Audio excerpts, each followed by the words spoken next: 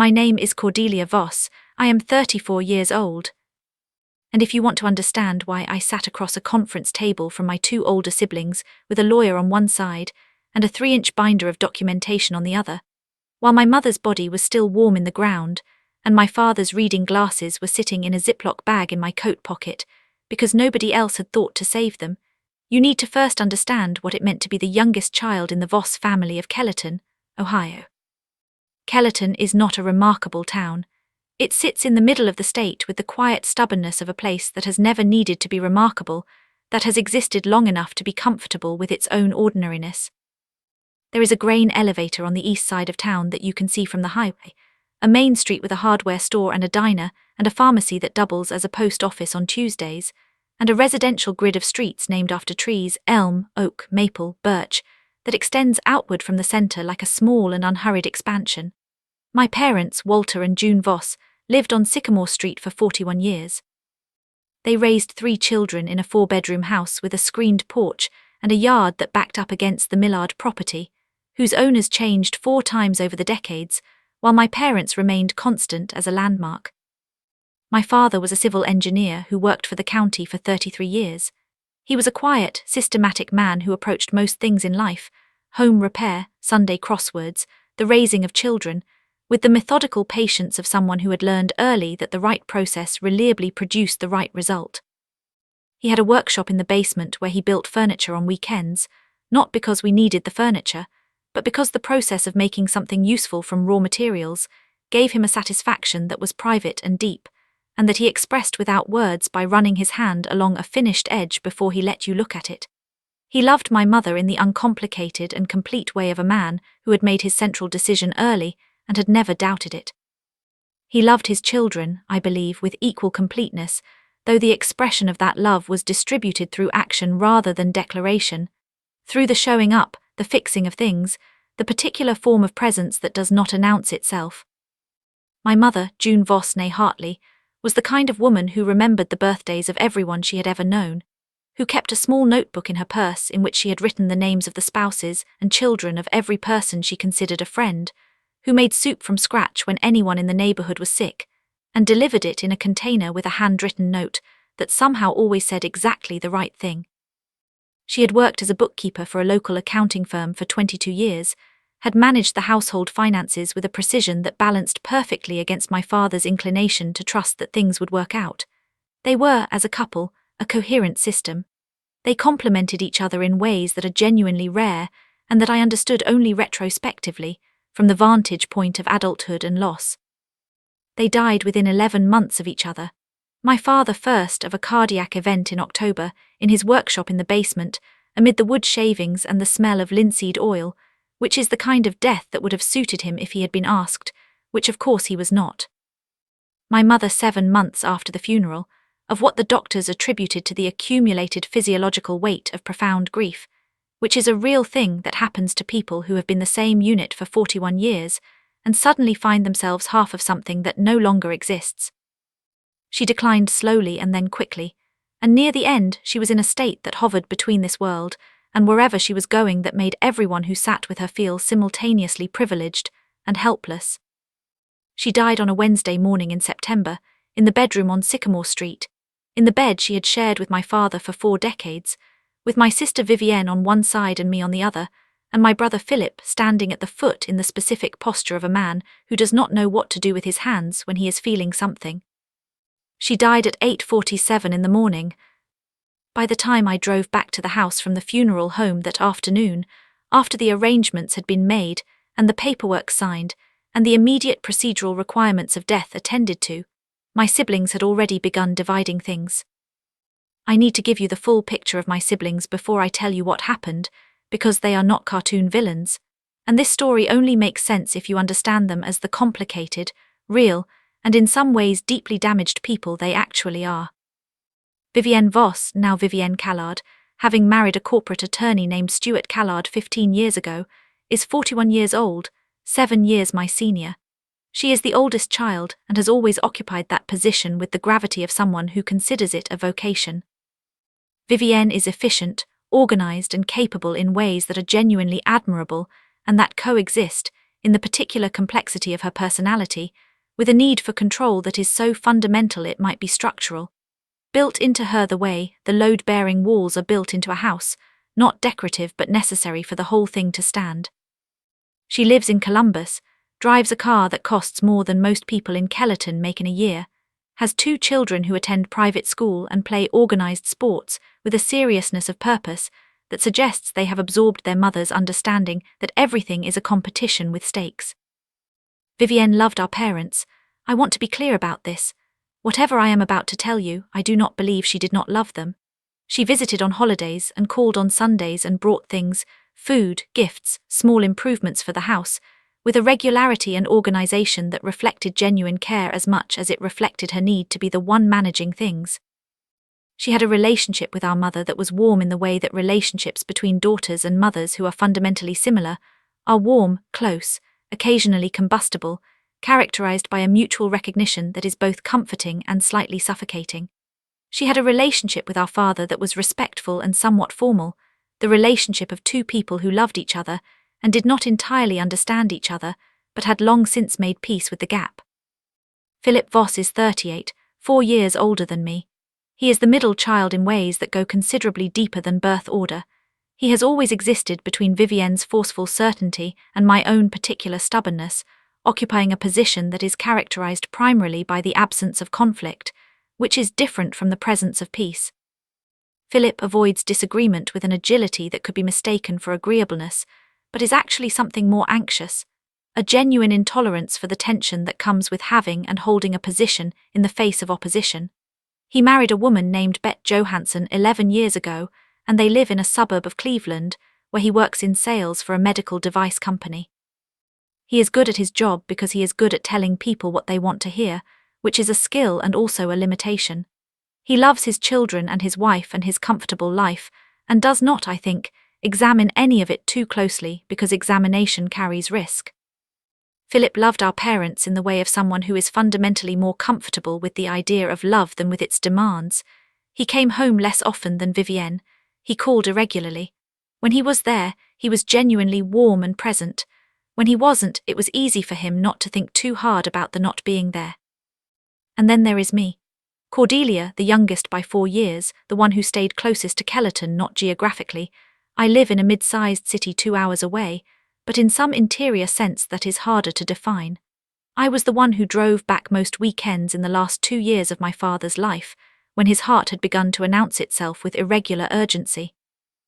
I was the one who sat with my mother through the 11 months after my father died, driving back on Friday evenings and staying through Monday mornings more times than I can count, sitting with her in the kitchen over coffee, watching her learn how to be a singular person after 4 decades of being one half of a pair, which is one of the saddest and most ordinary things I have ever witnessed.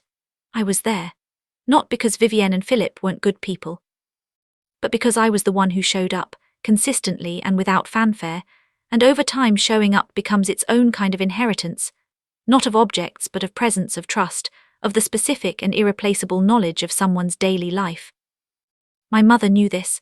I know she knew this because she told me, during one of the last evenings she was fully herself, sitting on the screened porch in August watching the light go down over the Millard property. She said, "You have been here, Cordelia, I want you to know that I have seen that." She said it simply, without elaboration, the way she said the things that mattered most, and I said I knew, and we sat together until it was dark and the fireflies came up from the grass. She had also, I would learn later, been very deliberate about the legal arrangements for her estate. My mother was a bookkeeper. She was precise. She had watched her own mother's estate turn into a 2-year family war in the 1990s and had made a private decision never to leave that kind of disorder for her children. She had, in the last year of her life, updated her will with the help of a Kellerton attorney named Howard Beam, who had been doing estate work in the county for 30 years, and who had the quiet, unhurried competence of a man who has seen every version of what families do to each other when someone dies, and has long since decided that careful documentation is the most reliable form of human decency. I did not know the specifics of what the will contained. I knew my mother had updated it because she had mentioned it once obliquely, in a way that suggested she had taken care of something that needed taking care of. I did not press her for details because that felt like a conversation about her death, which was a conversation I was not ready to have while she was still alive and drinking coffee on the porch. This is relevant, hold it. I drove back from the funeral home at approximately 2:30 in the afternoon on the day my mother died. The drive from Kellerton's one funeral home to the house on Sycamore Street is 7 minutes. I know this because I had made it many times, and because on this particular afternoon I was counting minutes the way you do when you need something concrete to hold onto. I pulled into the driveway and noticed two things immediately. Vivienne's car and Philip's car were both still there, which I had expected. What I had not expected was the front door standing open and, visible through the screen door, the particular organized activity of people moving things. I went inside. My mother had been dead for 6 hours. Vivienne was in the living room with a yellow legal pad making a list. She had her reading glasses on, the ones she only wore at home, which for some reason made the scene more rather than less surreal, and she was moving through the room with the focused inventory of someone who has been waiting for this moment and is finally able to proceed. She was opening cabinets, looking at shelves, writing things down.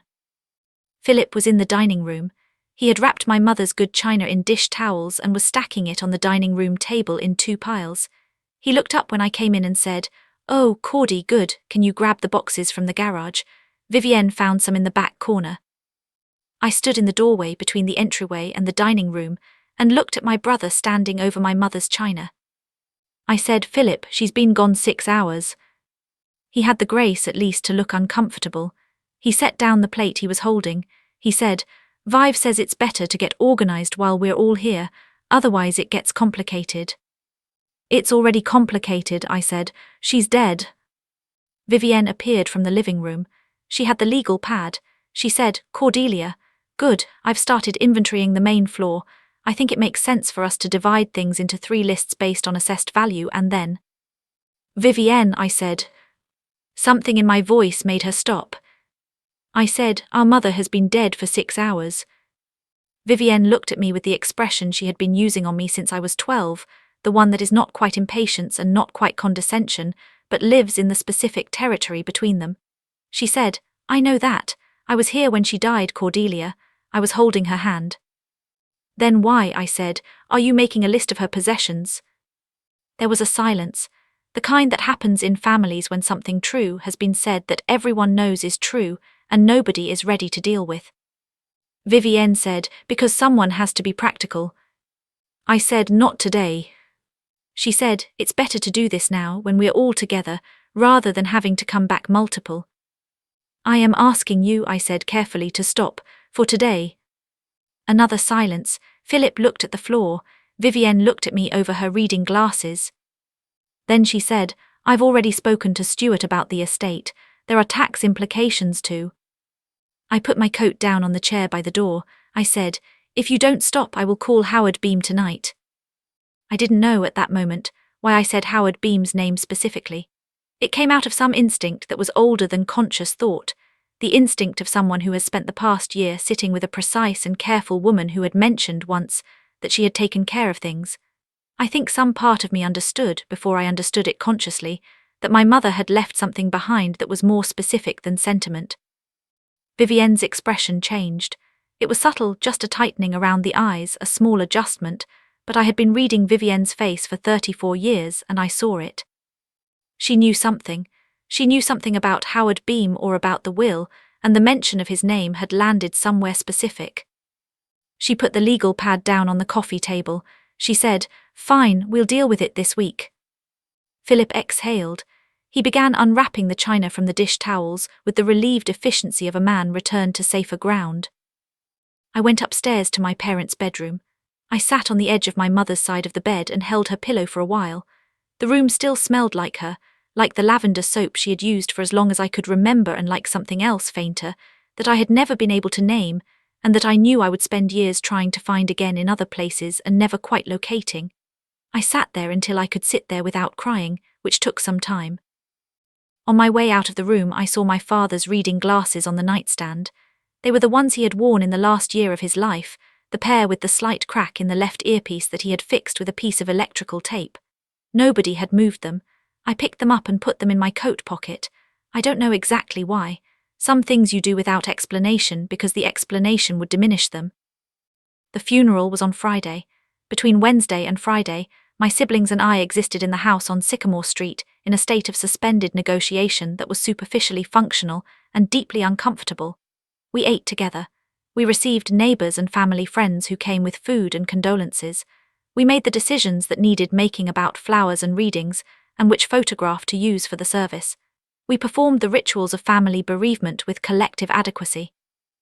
Underneath all of it, something had shifted: the legal pad on the coffee table, the china partially wrapped in dish towels, the look on Vivienne's face when I said Howard Beam's name. Mrs. Adelman from 2 houses down brought a casserole on Thursday evening and sat with us at the kitchen table for 40 minutes, telling stories about my mother that were accurate and loving, and that made Philip cry and made Vivienne smile in a way that was genuine. Mrs. Adelman was 73 and had known my mother for 30 years, and she said, putting on her coat to leave, June was the kind of woman who made sure everything was in order. Not because she was cold, but because she loved you enough to do the hard thinking so you wouldn't have to. She said it to all 3 of us and looked at each of us in turn, and I thought about what she meant and whether she meant what I thought she meant. My father's sister, Aunt Roberta, came from Dayton for the funeral. She was 70 and sharp in the way of women who have navigated a long life with limited resources and a great deal of observation. She pulled me aside before the service and took my hands in the way old women do when they are about to say something they have been thinking about for a while. She said, "Your mother called me in August. She wanted me to know that she'd made sure things were fair. She wanted me to know she'd thought it through carefully." She paused. She said, "She was proud of you, Cordelia, specifically. She said that." She squeezed my hands and released them and went to find her seat. I stood in the vestibule of First Lutheran for a moment after that, with the organ playing something quiet and the smell of flowers thick in the air, and I thought about my mother being precise and careful and deliberate, and I thought about Howard Beam, and I thought about the look on Vivienne's face. The funeral was beautiful in the way that funerals for people who lived fully and were genuinely loved are beautiful, which is to say it was sad in ways that were also true, and the truth of it was its own kind of grace. My mother's friend Dolores read a passage my mother had chosen herself years ago, from a book of essays she loved. The pastor, who had known my parents for 2 decades, spoke about them as a pair even though we were only burying one of them, because there was no sensible way to speak about June Voss without speaking about the 41 years she had spent being half of something. Philip cried openly. Vivienne wept with the controlled precision of someone who has decided where and how much emotion is appropriate. I sat between them and held both their hands and thought about my mother's hands, and about the reading glasses in my pocket, and about how grief is not a single thing, but 100 things wearing the same name. After the graveside service, after the reception at the house, after the neighbors had left and the food had been arranged in the refrigerator, and the flower arrangements distributed to people who wanted them, the 3 of us sat in the living room together for the last time as the sole occupants of that house. Vivienne had the legal pad again. I looked at her holding it, and I felt something settle inside me with a quietness that was its own kind of resolve. I said, "I'm going to call Howard Beam on Monday morning." Vivienne said, "Stuart has already been in contact with his office." I said, "Has he?" She said, "There are some things we should discuss as a family before." I said, "Monday morning." I drove home that night 2 hours through the dark Ohio landscape, with my father's reading glasses in my coat pocket and my mother's voice in my head saying, "You have been here, Cordelia. I have seen that," and somewhere around the halfway point, I stopped at a gas station and sat in the parking lot for 15 minutes and made myself go through what I knew and what I didn't know and what I needed to find out. What I knew, my mother had updated her will in the last year of her life with the help of a careful estate attorney. My mother had been a bookkeeper. She had been precise. She had watched her own mother's estate become a war and had decided not to repeat it. She had told Aunt Roberta that she had made sure things were fair, the word specifically in relation to me, and Vivienne knew something, had known something since I said Howard Beam's name, that had made her put down the legal pad. What I didn't know, the contents of the will. What I needed to find out, everything. I started the car. I drove the rest of the way home through the dark. I went to bed at 1 in the morning and lay awake until 3, and then slept badly until 7, and got up and made coffee and began making a list. I should tell you about my job because it is relevant in ways that will become clear. I work as a paralegal for a civil litigation firm in the city. I have worked there for 9 years. I am not an attorney, but I have spent 9 years learning how documents work, how estates are structured, how the gap between what people intend and what the legal record reflects can become the territory in which families destroy themselves. I have organized the documentation for 3 estate disputes. I know what records matter. I know what to ask for. I know how to read a chain of title and an inventory list and a beneficiary designation. I know, in other words, exactly enough to understand what I was walking into and exactly what I needed to bring with me. On Saturday, the day after the funeral, I drove back to Kellerton, not to the house on Sycamore Street, to my parents' bank, where my mother had added my name as a co-owner on a specific account 5 months earlier in July, when she had been lucid and deliberate and entirely herself. I had not paid close attention to this at the time. She had called me one afternoon and said she needed me to come to the bank with her, and I had come and signed what she asked me to sign without asking many questions, because she had asked me to trust her and I had. I asked the bank manager, a mild and helpful man named Owen Frickle who had known my parents for 2 decades, whether my mother had any accounts in her name alone that I should be aware of, and he walked me through the overview of the accounts with a gentleness that understood exactly what kind of errand I was on. My name was on one account. The balance was meaningful. He printed me the relevant documentation. He also mentioned, quietly, that someone else had called the bank on Thursday, the day after my mother died, asking questions about the account structure, and that they had been told they would need to come in person with appropriate documentation. I knew who had called. I did not need to ask. I went next to the courthouse. I pulled the property records for the house on Sycamore Street. I found something there that I sat with for a long time in the county recorder's office, which was quiet and smelled of old paper, and had a wall clock that ticked loudly in the way of institutional clocks. What I found there sent me back to my car to make a phone call. Howard Beam answered on the second ring, which surprised me because it was a Saturday. He said, "Miss Voss, I've been expecting to hear from you. Your mother told me you'd be the one to call." I sat in the parking lot of the Kellerton County Courthouse with the phone pressed to my ear, and felt something I can only describe as the retroactive recognition of being known, of discovering that someone who loved you had also, quietly and carefully, been thinking about you in your absence and taking action on your behalf. Howard Beam said, "Can you come in Monday morning? Early is fine with me." I said, "I'll be there at 8. He said, "Bring identification. I have everything else." Sunday I spent at home in the city preparing. If you have never spent a Sunday after burying your mother preparing legal documentation, I will tell you that it is a specific and strange kind of activity, one that sits in uncomfortable proximity to grief, but is also in its own way a form of care, a way of honoring a precise and careful woman by being precise and careful yourself. I organized what I had from the bank. I printed the property records. I pulled together every relevant document I had been given over the past 18 months, which was more than I had consciously registered at the time. Various papers my mother had asked me to keep, insurance documents, account statements, a specific letter that she had asked me to hold until it was needed, and that I had stored in a file folder without opening because she had asked me not to open it yet. I opened it Sunday evening, sitting at my kitchen table with a glass of water and the file folder and my father's reading glasses in front of me, which I had placed there not entirely rationally, but somehow correctly. The letter was in my mother's handwriting. It was dated in August, the same month she had sat with me on the porch and watched the fireflies come up from the grass. It was addressed to me. It was 3 pages long. I am not going to reproduce it in full here because it is mine and it is private, and some things belong to the person they were written for and not to the internet, but I will tell you what it contained in its essential architecture. It began, "Cordelia, if you are reading this, then Howard has done his job correctly and so have you. I want to explain some things before you go into that room." She explained why she had made the decisions she had made. Not defensively, she wasn't a defensive woman, but clearly in the way of a bookkeeper laying out the logic of an account. She had 3 children, she wrote. She loved all 3 of them, but love and fairness are not the same operation, and she had thought very carefully about the difference. Vivienne had a husband who earned considerably more than most people she had ever met and 2 children, whose educations and futures were secured by resources that had nothing to do with what June Voss left behind. Philip had a stable income and a home that was paid off and financial circumstances that were comfortable if not extravagant. I had my paralegal salary, my apartment in the city, and 9 years of showing up, on weekends and holidays and ordinary Fridays when nothing was happening, except that my mother was alone in a house on Sycamore Street, and it was better for both of us not to be. She had not divided things equally. She had divided them fairly, which she explained was a different calculation.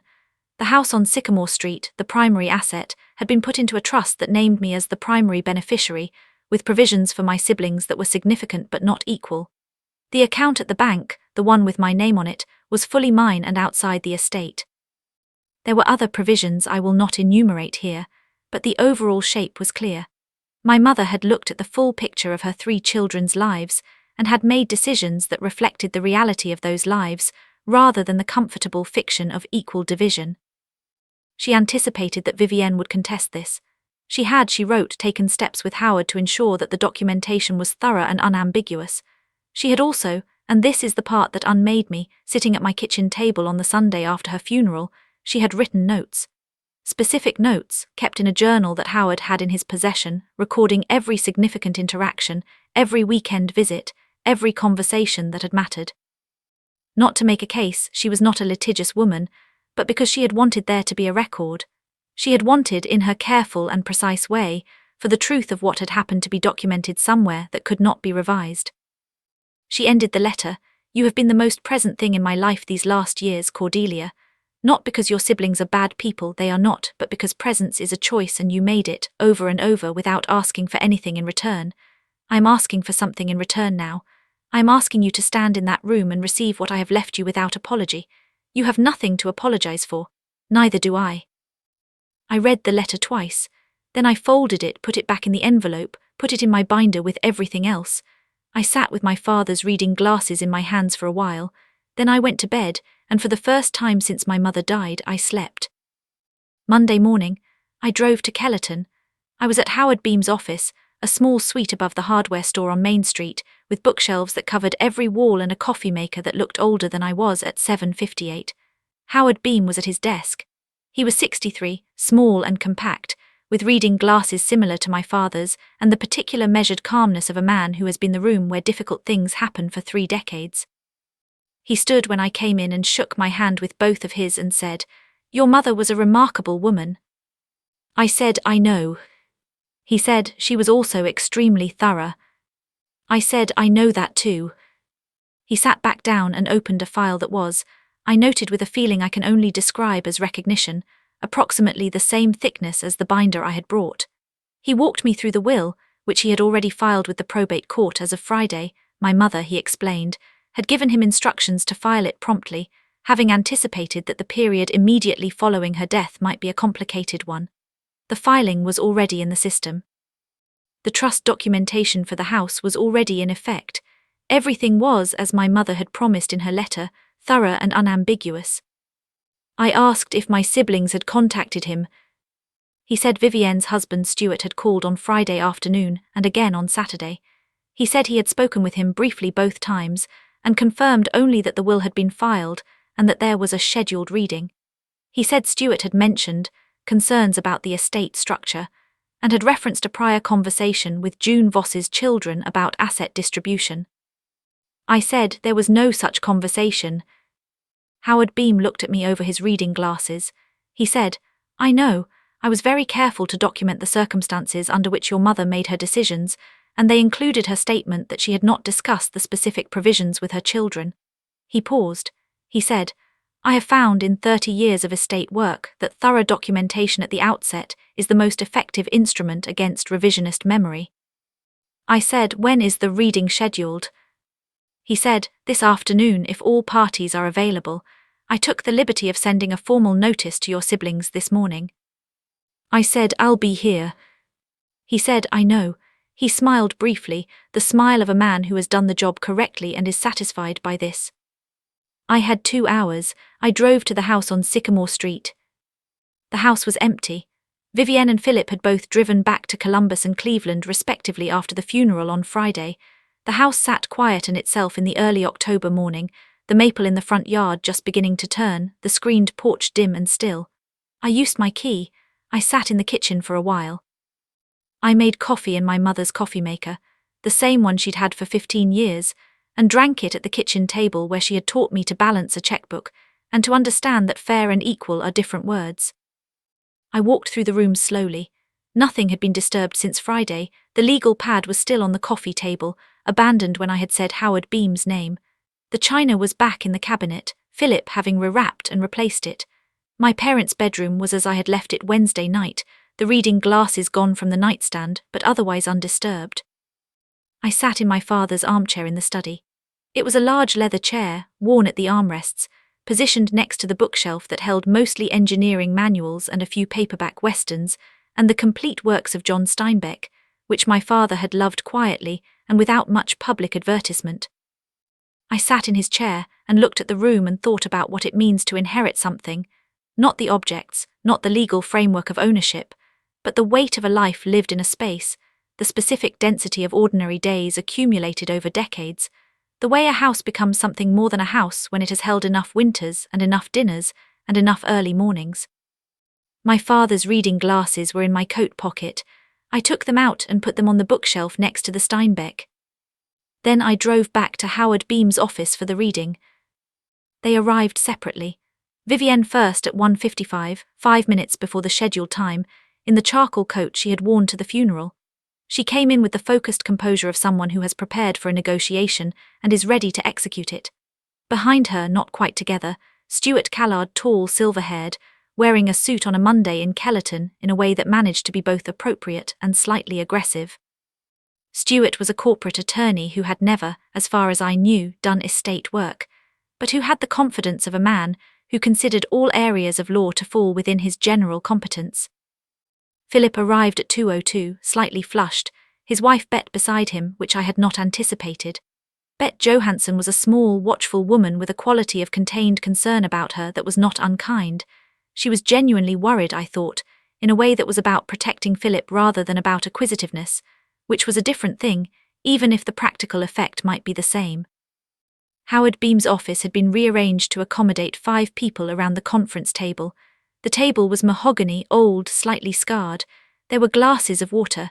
Howard sat at the head. I sat to his right, my binder on the table in front of me.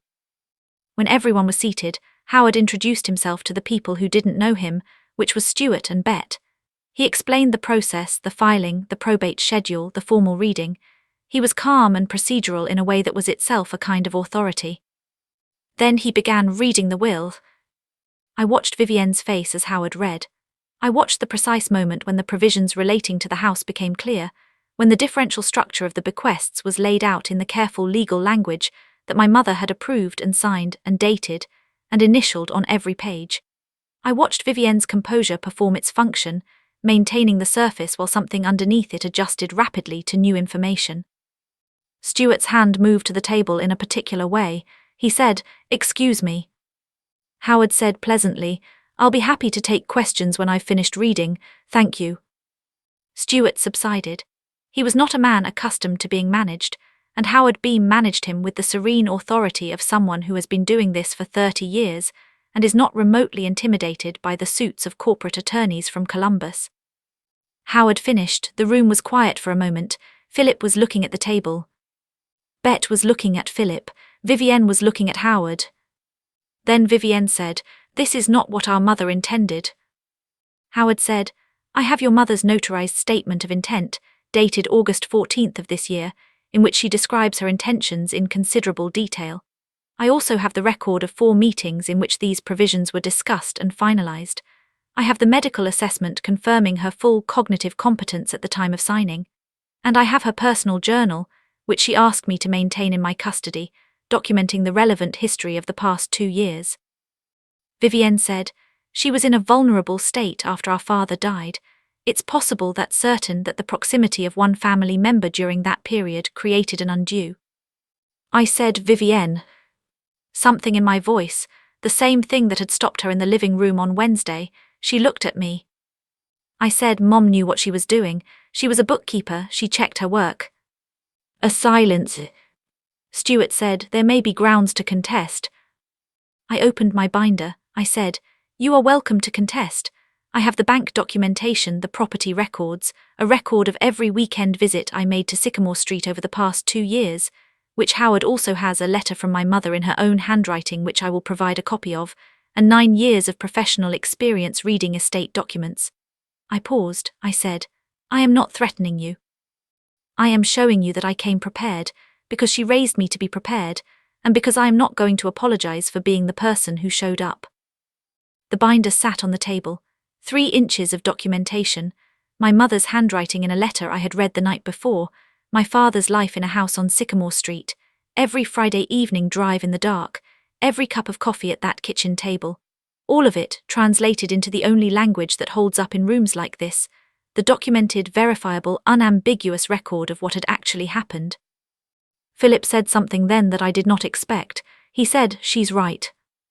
Vivienne turned to look at him. He said to the table more than to anyone specifically, "Cordy was there, we weren't, not like she was." His voice was quiet and slightly rough, the voice of a man saying something he has been not saying for a long time. "Mom and Dad, I didn't go as much as I should have. I knew it while it was happening and I kept thinking I'd go more next month. And then," he stopped. He looked at his hands. He said, "Cordy was there. Whatever Mom decided, she earned it." Bet put her hand over Philip's. She did not say anything. Her face was complicated in a way that was not without pain. This was, I understood, landing differently for her too. Vivienne was very still. Then she said, "I was there, I came on holidays, I called every Sunday." I said, "I know you did." She said, "I have children, I have obligations that." I said, "Vivienne, I know." I said it as gently as I could because I meant it as gently as I could. "I'm not saying you didn't love her, she knew you loved her. This isn't about love, it's about what she chose to do with what she had, and she chose deliberately and carefully because that's who she was." Another silence, longer. The wall clock in Howard Beam's office ticked the way institutional clocks do, marking time that has its own patience. Then Stuart cleared his throat. He said, "What are the timelines for probate?" And just like that, the confrontation was over and the process had begun, and the room rearranged itself around the practical, which is what rooms do. What happened over the following months was not simple. I want to be honest about this, because the version of this story that ends cleanly in that conference room would be easier to tell, and would not be quite true. Vivienne did not contest the will.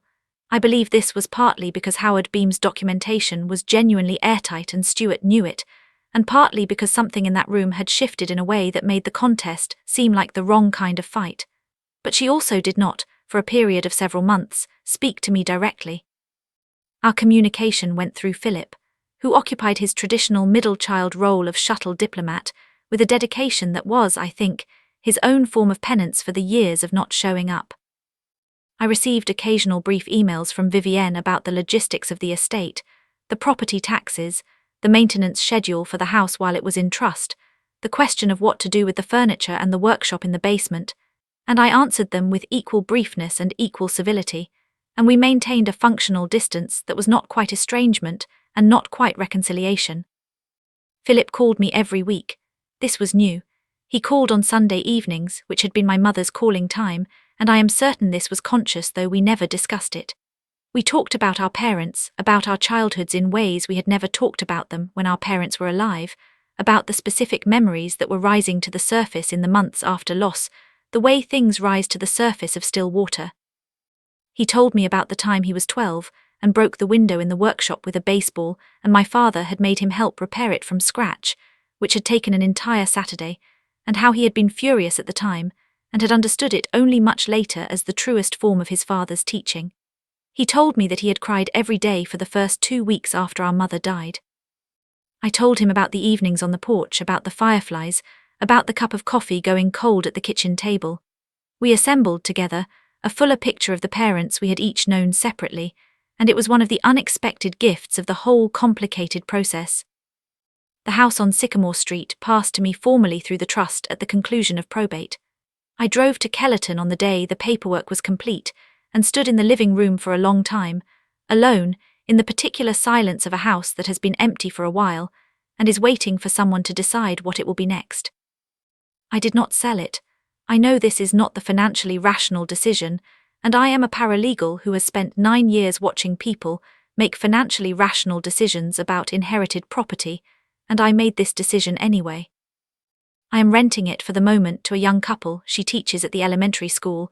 He works at the grain elevator, who seem, from the evidence of their first 3 months, to be the kind of people who will water the plants and keep the screened porch in good repair and appreciate the maple in the front yard in October. The rent covers the taxes and the maintenance. I visit when I can. I sit in my father's armchair and look at the Steinbeck and the reading glasses I left on the shelf, which the young couple has not moved, which I consider a good sign. I need to tell you about the thing I did not expect. The unexpected twist, if you want to call it that, though it does not feel like a twist to me. It feels like the thing the whole story was secretly about, the part that only became visible when I stopped looking at the plot of what had happened and looked instead at what it meant. 4 months after the estate was settled, I received a letter. Handwritten on plain paper, in a handwriting that it took me a moment to recognize, and then took me a further moment to believe, because I had not seen it in several years, not since birthday cards and holiday notes had given way to email, and then to the particular communicative minimalism of people who are managing a difficult estrangement. The letter was from Vivienne. It was 8 pages long. I am going to tell you what was in it rather than read it to you, for the same reason I did not reproduce my mother's letter, because these things belong to the person they were written for. But I will tell you its essential truth, which was this. Vivienne wrote about our mother. Not about the estate, not about the will, not about the conference room or the documentation or any of the machinery of what had happened. She wrote about the specific grief of losing a parent while also feeling, for the first time in your adult life, that you had failed them, not by malice but by neglect, not by cruelty, but by a decades-long prioritization of your own life's demands over the demands of presence. She wrote about the particular quality of the guilt she had felt, standing in that living room with a legal pad 6 hours after our mother died, knowing even as she was doing it that it was wrong, but being constitutionally incapable of stopping, because stopping would have meant sitting in the silence with the grief, without anything practical to organize it around. She wrote that she had been using efficiency as an anesthetic for 41 years, and that she was just beginning to understand what she had paid for the habit. She wrote about our mother in ways she had never said to me before, specific memories, specific conversations, specific moments of being seen and known by a woman who had loved her complicated oldest child, with a thoroughness that Vivienne had spent most of her adult life feeling like she was insufficiently reciprocating. She wrote that in the year after our father died, when she had called on Sunday evenings and asked careful questions and listened to our mother's careful answers, she had heard something in the voice that she had been too frightened to name at the time, which was an exhausted love, a love that had been sustained over a long period by habit and history, and that needed, more than it needed phone calls, someone to sit at the kitchen table within the ordinary light of an ordinary Tuesday. She wrote, "You sat at that table. I didn't. Not enough. I told myself I had obligations, and I did have obligations, and they were real, but the truth, Cordelia, is that I was also afraid. I am afraid of the kind of love that requires you to watch someone diminish. I have always been afraid of things I cannot improve or manage or organize. Our mother required me to be present in my fear, and I chose, most of the time, to be somewhere I could be competent instead." She wrote, "I am trying to learn something from this. I don't know if I am capable of the lesson, but I want you to know that I don't blame you for what Mom decided. I don't believe what I tried to insinuate in Howard Beam's office about your presence being a form of influence. That was me being afraid of having been wrong and looking for an explanation that made my wrongness someone else's fault. It was not my best moment. It was not close to my best moment." She ended the letter, "I would like to talk to you. Not about the estate, about Mom, about Dad, about us if that's a thing we're capable of. I think we might be. I think Mom thought we were capable of it, or she wouldn't have left us both here to figure it out." I sat with that letter for a long time. I read it twice. I thought about Vivienne at 12 in the way only you can think about your older sibling, the way they seem impossibly competent and impossibly assured, and then you become an adult and you realize that the assurance was the armor, and you're the first person to see the inside of it. I thought about my mother writing in her journal, recording every weekend visit, documenting the truth of what had happened, not to make a case against anyone, she had written, but because she had wanted the truth to exist somewhere it could not be revised. My mother had not only left me the house and the documentation and the letter with careful instructions, she had left me, with the same care and precision, the conditions for a different conversation with my sister. She had arranged for the truth to be established so thoroughly that Vivienne had nowhere left to retreat into the alternate version, and in having nowhere to retreat, had been forced to turn and face the thing she had been avoiding. My mother had been doing the work, from her kitchen table, even at the end. She had been thinking about all three of us and what we needed, and what we were capable of, and what we would need in order to find our way toward each other. She had been a bookkeeper who understood that fairness is not an intuition but a calculation, and that some of the most important accounts in a life are the ones that record presence and absence and the specific weight of ordinary days. I called Vivienne. We talked for 2.5 hours. This is not something we had ever done. I am not sure Vivienne and I had spoken continuously for 2.5 hours in our entire adult lives. We talked about our parents in the way I had been talking with Philip, assembling the fuller picture from the separate pieces each of us had held. Vivienne told me things about our mother I had not known, a conversation they had had when Vivienne was 26 and considering whether to leave her first job, in which my mother had said something that Vivienne had built her professional life around and had never thanked her for, and now couldn't. I told Vivienne about the evenings on the porch and the fireflies, which made her cry in the way she doesn't usually cry, openly and without managing it. She told me about something that happened when she was 13 that I had not known about, involving our mother and a situation at school that had been handled with a specific and quiet ferocity that had made Vivienne feel more protected than she had ever admitted to anyone. She had never thanked her for that either. She had never thanked her for many things, and the accounting of what was owed and could no longer be paid was its own kind of grief, running underneath the conversation like a river you can hear but not see. I told her about the reading glasses, about carrying them in my pocket and putting them on the shelf in the study. She was quiet for a moment and then she said, "That sounds exactly like something you would do." She said it without the edge I was accustomed to hearing in assessments of the things that sounded like me. She said it with something else. Warmth, maybe, recognition. The particular warmth of someone who has finally stopped needing to win an argument long enough to actually look at the person they're arguing with. We did not solve everything in 2.5 hours. We were not going to solve everything in 2.5 hours. We were two people who had been raised in the same house by the same parents and had become very different adults with very different lives and very different defenses, and the project of finding our way toward each other was going to be longer and less linear than a single phone call. But something had opened. Something that had been closed for a long time, maybe for our entire adult lives, maybe since Vivienne was 7 and I was born, and she looked down at this new inconvenient arrival and decided, at 7 years old, that the way to remain relevant was to be more competent than everyone else. Something had opened, and the opening was real. I want to tell you about the last thing that happened, the thing I have thought about more than anything else in the 15 months since my mother died, the thing that sits at the center of all of it and changes the shape of everything around it. 6 weeks after Vivienne's letter, I drove to Kellerton on a Saturday. I had not planned anything particular. I just needed to be in the town, to walk the streets, to exist for a few hours in the place that had made me. I stopped at Donaldson's for coffee. I drove past First Lutheran. I drove down Sycamore Street and slowed in front of the house, which had the young couple's car in the driveway and a small potted plant on the porch step that hadn't been there before, which made me glad. I went to the county courthouse.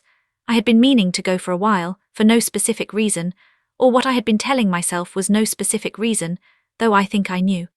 I went to the archive section, where the old property records and the older county documents are kept in the particular silence of places that hold things people needed to be true. I found the chain of title for the house on Sycamore Street, going back to when my parents bought it in 1981. I ran my finger down the record. 41 years of my parents' name on that document, unchanged, a fixed point in a county archive. And then I found something. At the very bottom of the chain, a handwritten notation from the county recorder, dated 3 weeks before my mother died. A notation indicating that she had visited the recorder's office in person and had requested a review of the property designation. The notation recorded that she had been accompanied by, and this is the part I sat with for a long time in the quiet of the archive, she had been accompanied by Howard Beam, and by a woman named Alma Dibbett, who was the county recorder and who had apparently been my mother's friend since their children were in school together 30 years ago, and who had witnessed the visit and signed the notation. My mother had come to the courthouse 3 weeks before she died, when she was already diminished, already moving between this world and the next in ways that everyone around her could see. She had come to the courthouse and checked the record herself. She had made sure the chain was unbroken. She had made sure the documentation was accurate. She had done the thing she always did, which was check her work, and she had done it not from a position of suspicion or fear, but from a position of love, the specific love of a woman who wanted to make sure that what she was leaving behind was clean and correct, and would hold up. Alma Dibbett was not in the office that day, but her deputy told me that she had mentioned it, that June Voss had come in and reviewed the records, and had been satisfied and had shaken Alma's hand and said, "I wanted to see it myself." She had left and gone back to the house on Sycamore Street, and 3 weeks later she had died in her bed on a Wednesday morning. I sat in the archive and thought about my mother coming to the courthouse, about the precision of that final act, about a woman who was running out of time using the time she had left to make sure the record was right. All of my life I had watched my mother make sure the record was right, at the kitchen table with the household accounts, at the accounting firm with her clients' books, in her personal notebook with the names of the people she loved, and at the end in the courthouse with the chain of title to a house on Sycamore Street that she was leaving to the child who had been present, because presence is a choice, and choices deserve a record, and she was a bookkeeper who understood that the record matters. I am 34 years old. My mother has been dead for 15 months and my father for 26 months, and the particular math of those numbers, the way they are close enough together to feel like a single loss experienced in 2 installments, is something I carry differently now than I did at the beginning. The house on Sycamore Street has a potted plant on the porch step now. The maple in the front yard is in its second autumn since my mother's death, and it is, by the evidence of photographs the tenants have sent me, spectacular. My father's reading glasses are on the shelf next to the Steinbeck. Howard Beam has retired and is spending his time, by his own account, building furniture in his basement, which my father would have considered a thoroughly reasonable retirement plan. Vivienne and I have had 9 phone calls since the 2.5-hour call. They have been shorter and more ordinary and less loaded than that first one, which is a form of progress. She came to Kellerton in August, not with Stuart, just herself, and we went through my parents' remaining personal effects together, the things that hadn't been addressed in the estate process, the photographs, the books, the small objects that don't have monetary value and have only the value of being what they are. We did it slowly, and we did it carefully, and there were moments that were very hard and moments that were something else, closer to the thing we had been trying to get to for our entire adult lives without quite finding the angle of approach. She took the legal pad. I noticed her pick it up from the coffee table where it had been sitting, apparently undisturbed since the day she had put it down. She looked at it for a moment, the partially filled list, her own handwriting from the worst afternoon of my life and possibly of hers, and then she folded it carefully and put it in her bag. I did not ask her why. I thought I understood. Philip calls on Sunday evenings. He has started going to therapy, which he mentioned casually in a way that was actually not casual at all, but was the most deliberate thing he has said to me in 15 months, and I told him I thought that was a good idea, and he said he knew I thought it was a good idea, and we both laughed in the way you laugh when something is both sad and right. Bet sent me a birthday card in March that was warm and real, and that I keep in the same file folder where I keep my mother's letter, which is not the most organized filing system, but is the correct one. I want to tell you what I took from all of this. Not advice. I am deeply skeptical of advice extracted from the specific gravity of particular lives and offered as general guidance, but what I understand now that I did not understand before. My mother was the most strategic person I have ever known. Not strategic in the boardroom sense, not in the chess player sense, but in the deepest sense. She was someone who thought carefully about the long game of human relationships, who understood that what you do in a life is less important than how what you do accumulates over time, who knew that presence is not nothing, but is in fact everything, and who spent her last year making sure that the record of everything would be legible to the people she was leaving behind. She did not leave me the house because I was her favorite. I do not believe in favorites, and neither did she. She left me the house because the house was evidence of something true, and she was committed to the truth being documented, and leaving me the house was a way of saying, this happened, it mattered, and it cannot be revised.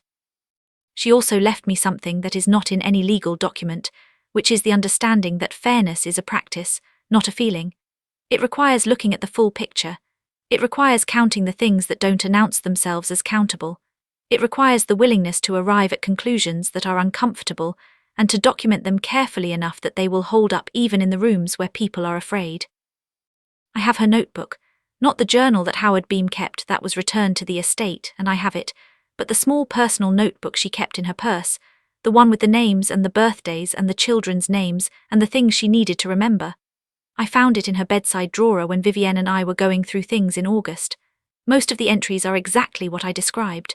Names, dates, careful small records of the people she loved and the particulars of their lives. On the last page in her handwriting were 4 words, not addressed to anyone, not dated, just written there in her careful cursive at the bottom of the last page of the notebook she had carried with her for years. Keep the account honest. I read that and I sat down on the floor of my parents' bedroom, and Vivienne found me there a few minutes later and sat down next to me on the floor without asking why, which was the best thing she could have done. And we sat together in the bedroom of the house on Sycamore Street, where we had both been children and where our parents had lived their long and careful and imperfect and loving life, and neither of us said anything for a long time, and that was exactly right. There is one more thing. The thing I have been saving, not strategically, but because it is the thing that belongs at the end, the thing that is the truest conclusion I have. Last month I drove to Kellerton on a Tuesday evening for no particular reason, except that I needed to be there. I stopped at the house, the tenants were home, lights in the windows, some kind of cooking smell coming through the screen door that reminded me of something I couldn't name. I didn't knock.